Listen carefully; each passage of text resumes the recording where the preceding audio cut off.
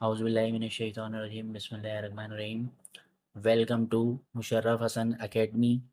आज की हम इस वीडियो में पढ़ेंगे एटॉमिक नंबर, मास नंबर और एटॉमिक मास के हवाले से। सबसे पहले है आपके पास atomic number. Atomic number the number of protons present in the nucleus of an atom. Atomic number क्या होता है? Number of protons present in the nucleus of an atom. Atomic number उसे कहा जाता है जो किसी भी एटम के न्यूक्लियस में प्रोटॉन मौजूद हो। It is denoted by Z. इसको जेड से डिनोट करते हैं। एटॉमिक नंबर बराबर होता है नंबर ऑफ प्रोटॉन के, बराबर होता है number of electron in a neutral atom. मतलब किसी भी एटम के न्यूक्लियस में जितने नंबर ऑफ प्रोटॉन्स की तादाद होगी उतने ही नंबर ऑफ इलेक्ट्रॉन्स की तादाद होगी किसी भी एक न्यूट्रल एटम में। और एटम इटसेल्फ जो है वो उसका न्यूट्रल चार्ज होता है, उस पर एटम पर कोई चार्ज नहीं होता। एग्जाम्पल है आपके पास यहाँ पर, hydrogen has one proton. Hydrogen के पास एक प्रोटॉन है। It's atomic number is one. Hydrogen के पास एक प्रोटॉन है तो इसका एटॉमिक नंबर भी वन है। इसी तरीके से नेक्स्ट है आपके पास, carbon has six protons. Carbon के पास छः प्रोटॉन्स हैं। It's atomic number is six. तो इसका एटॉमिक नंबर भी सिक्स होगा। मतलब एक किसी भी एटम में जितने नंबर ऑफ प्रोटॉन्स होंगे उतने ही नंबर ऑफ इलेक्ट्रॉन होंगे। नंबर ऑफ प्रोटॉन्स को नंबर ऑफ इलेक्ट्रॉन ही कहा जाता है। नेक्स्ट है आपके पास mass number. The total number of protons and neutrons present in the nucleus of an atom. The total number of protons and neutrons present in the nucleus of an atom is called mass number. Mass number किसे कहते हैं?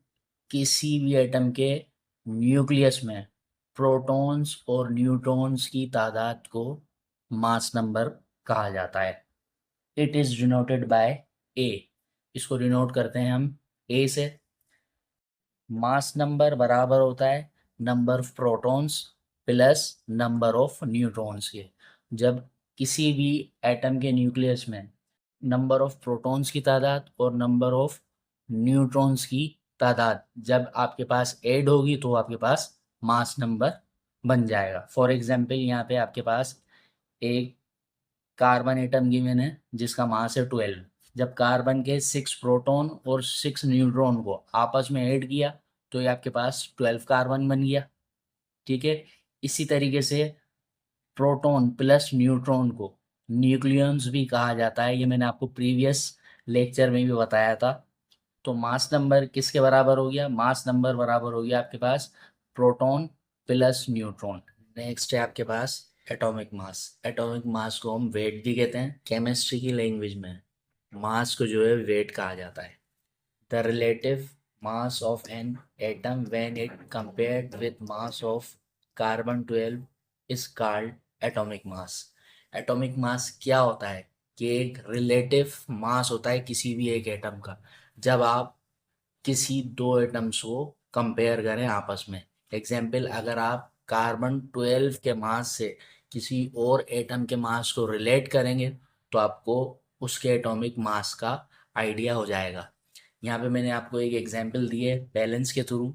आप देख सकते हैं एक तरफ hydrogen का एलिमेंट मौजूद है और एक तरफ कार्बन का एलिमेंट मौजूद है।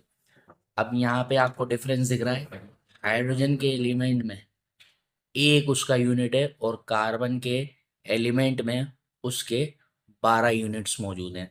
तो आप ये कह सकते हैं हाइड्रोजन जो है वो कार्बन से 12 गुना छोटा है। किसी भी एलिमेंट को कार्बन 12 से रिलेट करें या उससे कंपेयर करें तो वो उसका एटॉमिक मास होता है। इसको एक्चुअल एटॉमिक मास भी कहा जाता है। अगर कार्बन 12 को मैग्नीशियम से कंपेयर किया जाए तो कार्बन जो है मैग्नीशियम से छोटा है, मैग्नीशियम जो है कार्बन से बड़ा है, इट्स यूनिट इज एएमयू।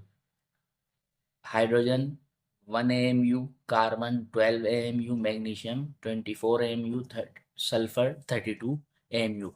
इसी तरीके से आपके पूरे पेरियोडिक टेबल में 118 एलिमेंट्स मौजूद हैं जिनके डिफरेंट एटॉमिक मासेस हैं। अब आप या किसी भी एलिमेंट को कार्बन 12 से जो है वो रिलेट करेंगे या कंपेयर करेंगे, जो भी उसका मास आएगा तो वो उसका एटॉमिक मास कहलाएगा। यहाँ पर मैंने एक बैलेंस के तौर पर आपको एग्जांपल दी है। एक साइड पर हाइड्रोजन का एलिमेंट है और एक साइड पर जो है कार्बन का एलिमेंट मौजूद है। आप देख सकते हैं हाइड्रोजन का एटॉमिक मास 1 है, तो इसके एटम में भी जो है वो एक यूनिट मौजूद है। कार्बन 12 में जो है वो 12 यूनिट मौजूद है। इसी तरीके से आप पूरे पेरियोडिक टेबल में किसी भी एटम को अगर कार्बन 12 से आप कंपेयर करेंगे, जो उसका एक्चुअल नंबर आ रहा है, जो उसका एक्चुअल मास आ रहा है, वो इसका एटॉमिक मास होगा। ऐसी और वीडियोस को देखने के लिए हमारे चैनल को लाइक करें, सब्सक्राइब करें, बेल आइकन पर क्लिक करें।